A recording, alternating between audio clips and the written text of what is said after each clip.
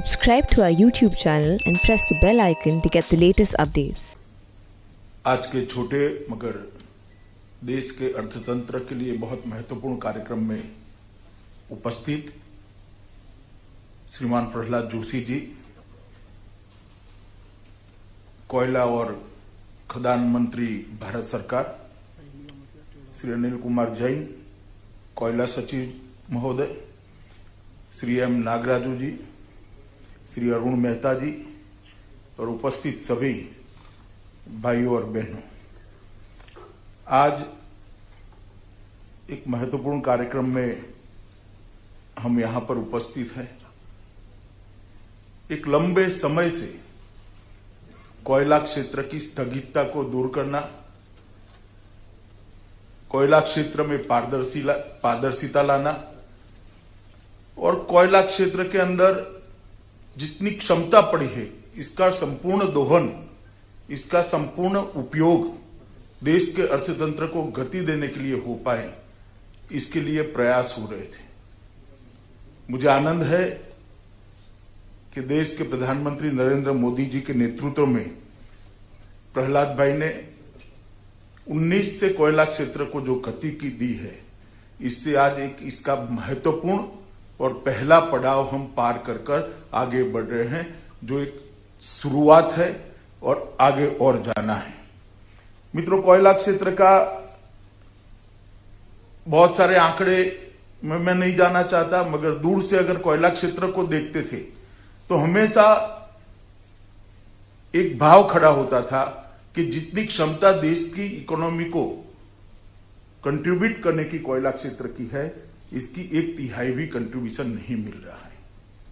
बहुत सारे हर्डल्स थे, बहुत सारी नीतियां ऐसी थी जो आगे नहीं बढ़ने देती थी, परंतु नरेंद्र मोदी जी के नेतृत्व में जब से सरकार बनी तब से एक महत्वपूर्ण फैसलों में लेना शुरू हुआ, नीति विषयक परिवर्तन आने शुरू हुए, एडमिनिस्ट्रेटिव रिफॉर्म्स आने शुरू हुए और इस सब का परिणाम ये आया कि 2014 को हम देखते हैं तो 2014 के जो कोयला क्षेत्र था वो बिल्कुल ब्यूरोक्रेसी की नाकचूड़ के अंदर फंसा हुआ दिखाई पड़ता था। पारदर्शिता का अभाव था, ढेर सारे करप्शन के सच्चे झूठे जो होंगे मगर आरोप लगे थे। सुप्रीम कोर्ट इसका संज्ञान लेती थी, कहीं पर भी सरलता और सहजता नहीं दिखाई पड़ती। इतना कॉम्प्लेक्स बना दिया गया था कि किसी के लिए भी काम करने की बहुत बड़ी दिक्कत होती थी और समानता और इक्वलिटी का भी अभाव था। जो बड़े लोग थे इनके लिए ढेर सारे अवसर उपलब्ध थे, जो छोटे लोग थे इनके लिए एंट्री करना भी मुश्किल था। ये चारों चीजों को मैं बारीकी से कोयला मंत्रालय की यात्रा को देख रहा हूं जब से प्रहलाद भाई मंत्री बने हैं।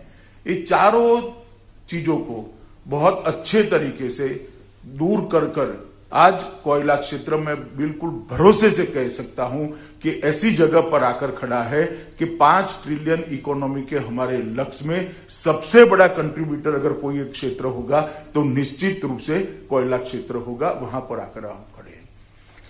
अभी भी आप सबके अनुबंध आपको दिए गए, मैं देखता था, नाम सुनता था कंपनी का, मेरा भी थोड़ा बहुत परिचय है।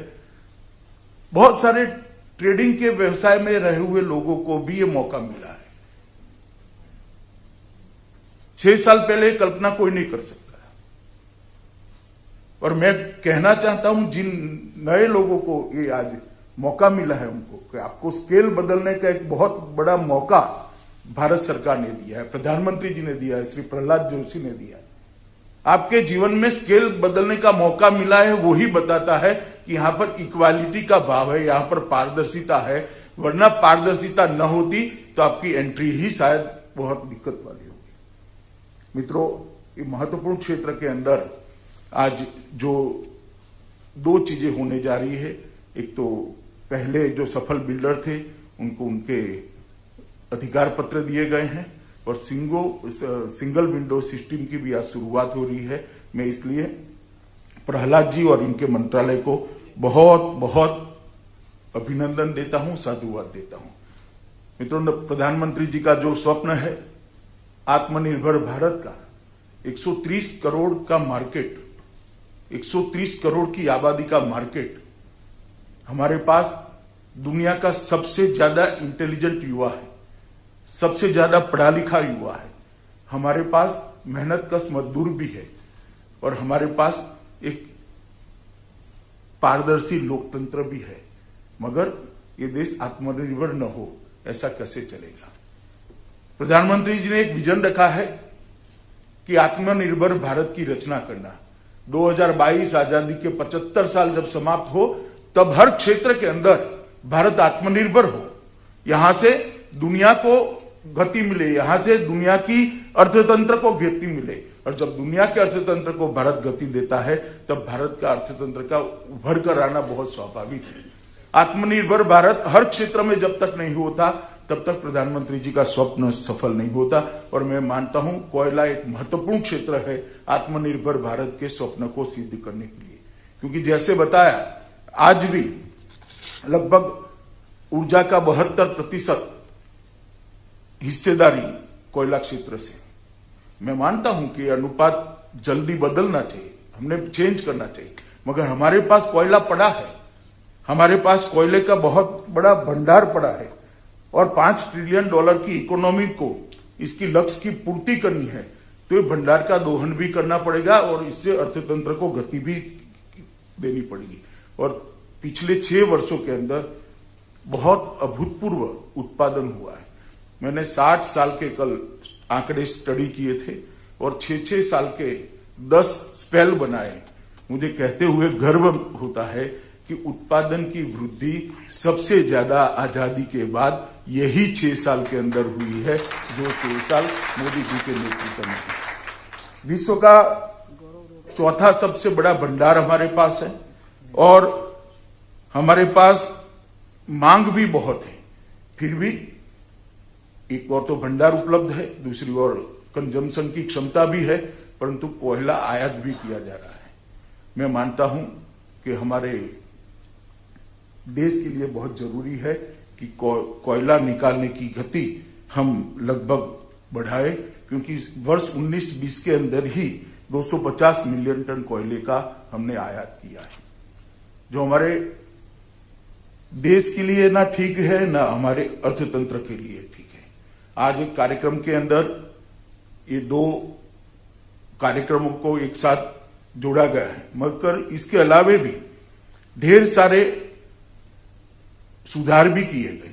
कॉमर्शियल कोल माइनिंग की मंजूरी दी है, वो तो आप ये कार्यक्रम है ही। 100% एफडीआई को भी हमने परमिशन दिया है। कोल ट्रांसपोर्टेशन इंफ्रास्ट्रक्चर की एक बहुत बड़ी योजना बनाई है।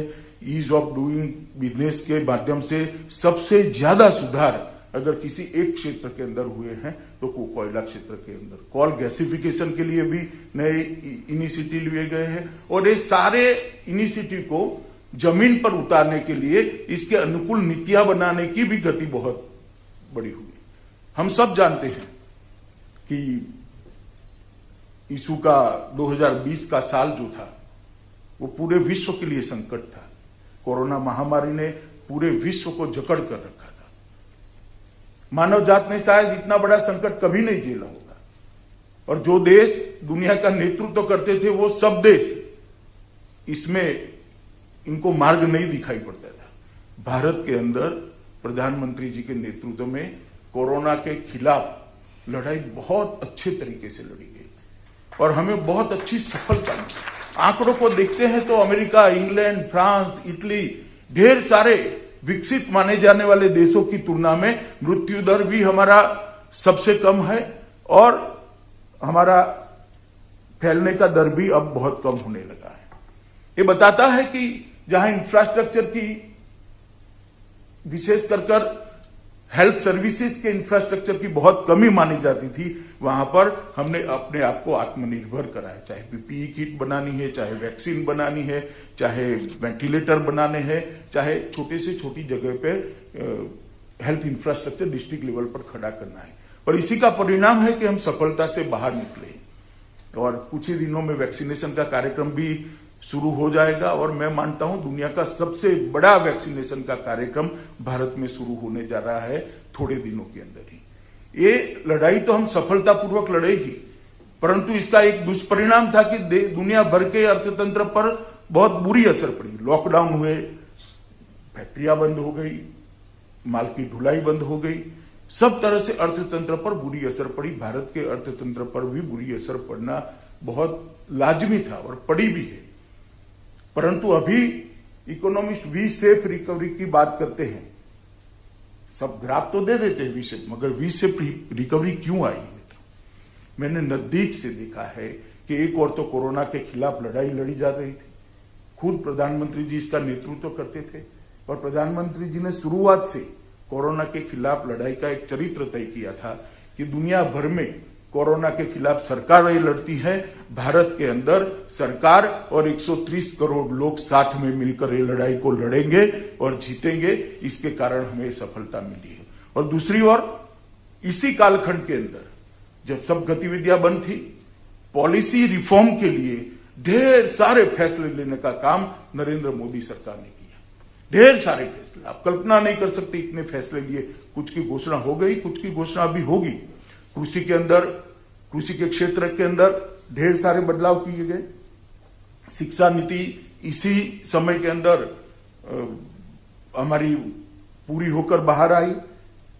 अंतरिक्ष के क्षेत्र के अंदर भी बहुत सारे रिफॉर्म किए हैं, इकोनॉमी में भी बहुत सारे रिफॉर्म किए हैं, फार्मा और फर्टिलाइजर के भी अंदर बहुत सारे रिफॉर्म किए गए हैं, इंफ्रास्ट्रक्चर के लिए भी ढेर सारी नई योजनाएं और ईज ऑफ डूइंग को लाने की गति हमने आगे बढ़ाई है।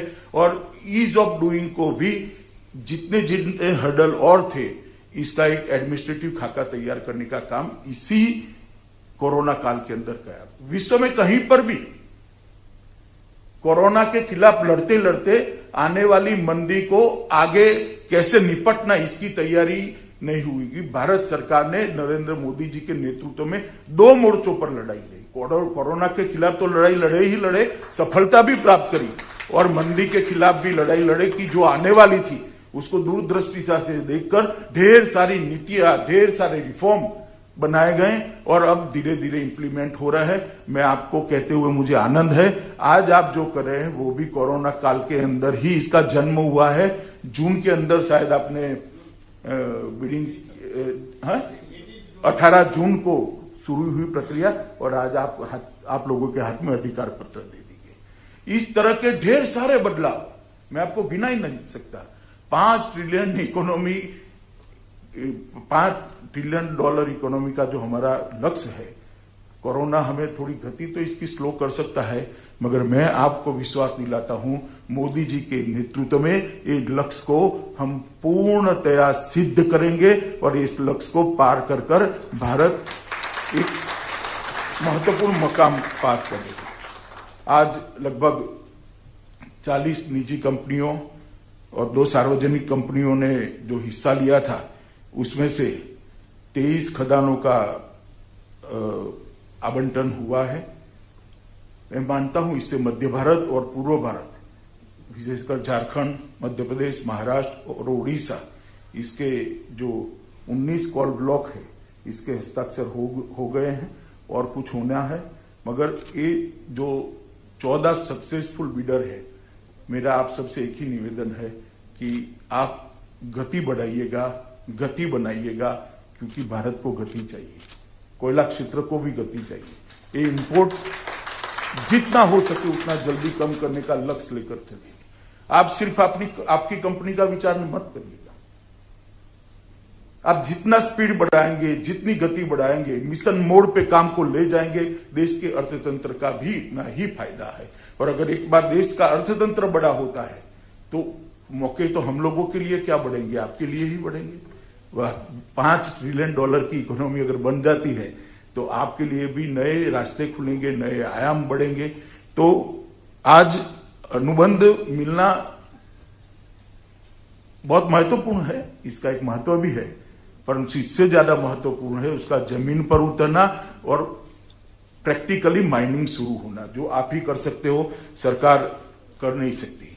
मित्रों, कोयला क्षेत्र पहले पूर्ण रूप से खुला नहीं था और उसको प्रतिस्पर्धा से भी अलग रखा गया था। इसके कारण राजस्व की भी कमी होती थी और मुझे बताया गया लगभग 27% रेवेन्यू शेयरिंग आया है। इसमें 27% आया ना जैन जी, 30% तक रेवेन्यू शेयरिंग आया है। और 30% रेवेन्यू शेयरिंग के साथ ये बोलियां समाप्त हुई है। मुझे बहुत बड़ा आनंद है कि आज हम एक नए भविष्य की ओर आगे बढ़ रहे हैं। मित्रों, ये प्रक्रिया जो आज समाप्त हुई है, लगभग राज्यों को, कुछ राज्यों ने शुरुआत में इस रिफॉर्म को समझे बगैर कमेंट्स दिए थे। मेरी भी बात हुई थी कुछ मुख्यमंत्रियों से, प्रहलाद भाई ने सबने से करी थी, वो पर्सनली भी जाकर आए, मगर राज्यों को इस प्रक्रिया से प्रतिवर्ष लगभग 6500 करोड़ रुपया से ज्यादा हिस्सा राज्यों को मिलने वाला है। मैं मानता हूं ये सालों तक अंदर पड़ा रहता तो कोई फायदा नहीं था। 6500 करोड़ रुपया राज्यों के विकास के लिए उनके हाथ में आएगा। लगभग 70,000 से, तो बहुत कंजर्वेटिव एस्टीमेट है, 70,000 से ज्यादा नौकरियों का सृजन होगा और लगभग 8 से 10,000 करोड़ के बीच में इसके अंदर इन्वेस्टमेंट आने की संभावना है। मगर मैं मानता हूं, मैं आंकड़े वही बोल पाऊंगा जो विभाग ने दिए हैं, परंतु मैं इस क्षेत्र को भी जानता हूं और मुझे मालूम है कि इतना बड़ा काम करना है तो मैन पावर कितना लगेगा और निवेश भी कितना होगा। तो ये आंकड़े सारे गलत साबित होने वाले हैं। लगभग 10,000 करोड़ का निवेश आना, हर राज्य को 6500 करोड़ से ज्यादा हर राज्य को ईयरली रेवेन्यू मिलना और 70,000 से ज्यादा नौकरियों का सृजन होना, मैं मानता हूं कि एक बहुत बड़ी बात है। लगभग कोयला के पीएसयू प्लांट में अगले दशक में 2.5 लाख करोड़ का निवेश होने जाना है। इसमें सरफेस कोल गैसिफिकेशन, सीबीएम और नई खान विकास परियोजनाओं के सहित क्लीन कोल के लिए भी बहुत सारे बदलाव किए जाएंगे और पीएसयू और प्राइवेट क्षेत्रों से दोनों को मिला दे तो लगभग 4 लाख करोड़ का इन्वेस्टमेंट हम इस क्षेत्र के अंदर आशा रख रहे हैं। इसका रोड मैप भी तैयार है और 2030 तक कोयला मंत्रालय ने लगभग 100 मिलियन टन कोल गैसिफिकेशन के लक्ष्य को रखा है। मुझे भरोसा है प्रहलाद भाई के नेतृत्व में ये लक्ष्य को हम निश्चित रूप से प्राप्त करेंगे और एक बहुत बड़ा ट्रांसपोर्टेशन का खर्चा बचाने का काम भी इस देश के अंदर होगा और एक नए आयाम कोयला के क्षेत्र के अंदर इसको मुड़ेंगे। और मैं मानता हूं कि इससे हमारे मध्य और पूर्वी भारत के जनजातीय इलाकों के अंदर बहुत बड़ा विकास का रास्ता भी खुलेगा। आप विकास की दृष्टि से देखो तो पश्चिम भारत और पूर्वी भारत है तो एक ही देश के 2 हिस्से, मगर पश्चिम का विकास इस 70 साल में बहुत हो गया, पूर्वी भारत का विकास नहीं हुआ। इसका कारण पूर्वी भारत के पास इतनी संपत्ति है कि पूरे भारत को संपत्तिवान बना दे, मगर पॉलिसी ऐसी बनी थी कि खान हो या कोयला हो, कोयला की खदान हो, इसमें से कोयला या खनिज निकालने की सुविधा नहीं हुई थी, इसके कारण वो विकास रुका है। और नरेंद्र मोदी सरकार ने ये भी सुनिश्चित किया है कि ये जो विकास होगा वो व्यक्ति का भी होगा जहां खदान है, इसलिए मिनरल डेवलपमेंट फंड की रचना की गई है और लगभग 46,000 crore rupees mineral development fund के तहत वो जिलों के विकास के अंदर और ये जिलों के सबसे कम विकसित गांवों के विकास के लिए दिए गए हैं। पहले तो रेवेन्यू सरकारों के पास आती थी, चाहे भारत सरकार हो या राज्य सरकार हो, मगर रेवेन्यू का पर्कोलेशन अर्बन एरिया में ही हो जाता था क्योंकि वहां डिमांड ज्यादा होती थी, ज्यादा अपनी बात को रख पाने वाले लोग थे। वो ट्राइबल्स जहां से रेवेन्यू जनरेट होती है इसकी कभी चिंता नहीं होती थी। नरेंद्र मोदी सरकार ने ये मिनरल डेवलपमेंट फंड की रचना कर लगभग 46,000 करोड़ रुपया 6 साल के अंदर डिस्ट्रिक्ट के हवाले किया है, जिससे ये वहां रहने वाला चाहे आदिवासी हो, चाहे ओबीसी समाज का व्यक्ति हो, चाहे दलित हो, चाहे गरीब हो, इस सब के विकास के लिए सीधा काम हुआ है। मैं मानता हूं कि ये एक और तो विकास को गति देना और विकास का पर्कोलेशन, रेवेन्यू का पर्कोलेशन ऐसी जगह पे करना जिनका अधिकार इस पर है, एक बहुत अच्छा मॉडल मोदी जी के नेतृत्व में हुआ है। मित्रों, मैं बताना चाहूंगा आपको कि 13-14 में लगभग 560 मैट्रिक टन कोयले का उत्पादन था और 19-20 में इसको पीछे मुड़कर देखते हैं तो 729 मैट्रिक टन तक पहुंच चुका है।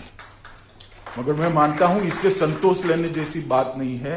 हमने तय करना पड़ेगा कि जितना भी भंडार नीचे पड़ा है 20 साल के अंदर इसका संपूर्ण दोहन कर 30 साल के अंदर इसका संपूर्ण दोहन कर हमारे अर्थतंत्र को गति देने का प्रयास करें। जिस गति से वैकल्पिक ऊर्जा के स्रोत बन गए हैं, मैं मानता हूं कोयला जितने जल्दी जमीन के अंदर से निकालकर उसको ऊर्जा में परिवर्तित किया जाए वो हमारे देश के लिए और हमारे अर्थतंत्र के लिए, दोनों के लिए बहुत फायदे का बात होगा।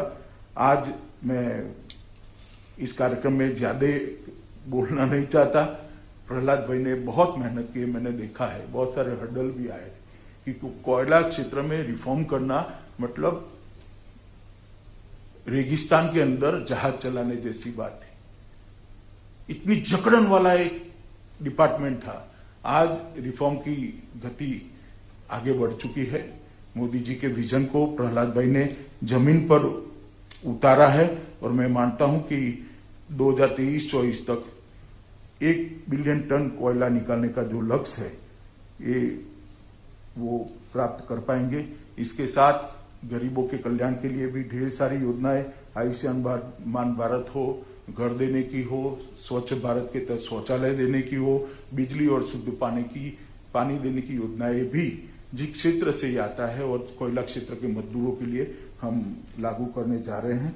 एक आरोग्य का कार्ड भी उनको देने जा रहे हैं जिससे उनको अपना जीवन अच्छे से सुधारने में मदद होगी, उनके पूरे परिवार की हेल्थ की भी चिंता होगी और पर्यावरण के लिए भी ढेर सारे फैसले लिए हैं। मैं इसका आज यहाँ जिक्र करना नहीं चाहता, मगर मैं आज इस मौके पर आप सबको इतना ही कहना चाहता हूं कि आप सब इस क्षेत्र को गति देने का प्रयास करिए और जितनी स्पीड से आप खनन चालू करेंगे इतनी ही स्पीड से सुधारों को भी बल मिलेगा और इस क्षेत्र का आगे बढ़ने की गति और बढ़ेगी और हमारे अर्थतंत्र को भी फायदा होगा। आत्मनिर्भर भारत और $5 ट्रिलियन की इकोनॉमी के लक्ष्य को इतनी ही जल्दी हम सिद्ध कर पाएंगे।